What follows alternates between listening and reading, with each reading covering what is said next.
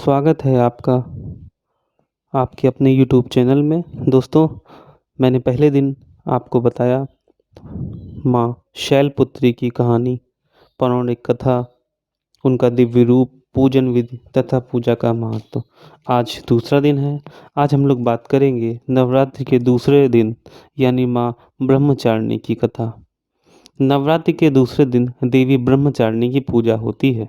इस रूप में देवी को समस्त विधाओं का ज्ञाता माना जाता है। देवी ब्रह्मचारिणी भवानी माँ जगदम्बा का दूसरा स्वरूप है। ब्रह्मचारिणी ब्रह्मांड की रक्षा करने वाली हैं। ब्रह्मांड को जन्म देने के कारण ही देवी के दूसरे स्वरूप का नाम ब्रह्मचारिणी पड़ा। देवी के ब्रह्मचारिणी रूप में ब्रह्मा जी की शक्ति समाई हुई है। माना जाता है दोस्तों कि सृष्टि की उत्पत्ति के समय ब्रह्मा जी ने मनुष्यों को जन्म दिया। समय बीतता रहा लेकिन सृष्टि का विस्तार न हो सका। ब्रह्मा जी अचंभे में पड़ गए। देवताओं के सभी प्रयास व्यर्थ होने लगे। सारे देवता निराश हो उठे तथा ब्रह्मा जी ने भगवान शंकर से पूछा कि ऐसा क्यों हो रहा है।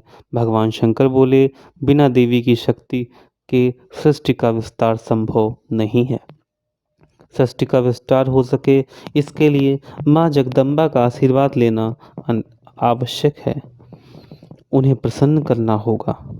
देवताओं माँ भगवानी के शरण में गए। तब देवी ने सृष्टि का विस्तार किया।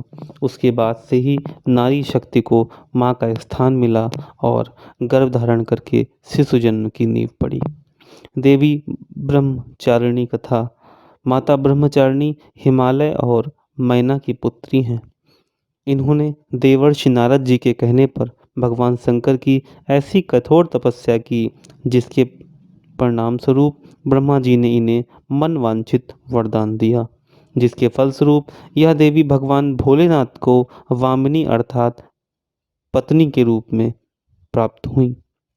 जो व्यक्ति आध्यात्म और आध्यात्मिक आनंद की कामना करते हैं उन्हें इस देवी की पूजा से सहज सब कुछ प्राप्त होता है। दूसरा, देवी का स्वरूप योग साधक को साधना के केंद्र से उस सूक्ष्मतम अंश से साक्षात्कार करा देता है जिसके पश्चात व्यक्ति की इंद्रियां अपने नियंत्रण में रहती हैं और साधक मोक्ष का भागी बनता है। इस देवी की प्रतिमा की पंचोपचार सहित पूजा करके जो साधक स्वाधिष्ठान चक्र में मन को स्थापित करता है उसकी साधना सफल होती है और व्यक्ति की कुंडलिनी शक्ति जागृत हो जाती है। जो व्यक्ति भक्ति भाव एवं श्रद्धामयी दुर्गा पूजा के दूसरे दिन माँ ब्रह्मचारिणी की पूजा करते हैं उन्हें सुख आरोग्य की प्राप्ति होती है और मन प्रसन्न रहता है।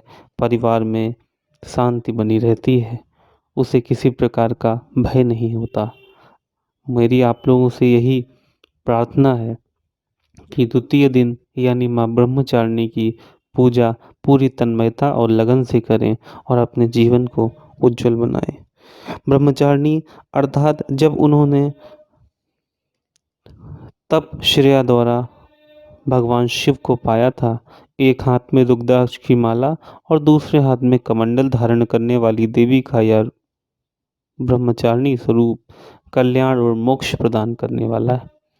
देवी के ब्रह्मचारिणी स्वरूप की आराधना का विशेष महत्व है।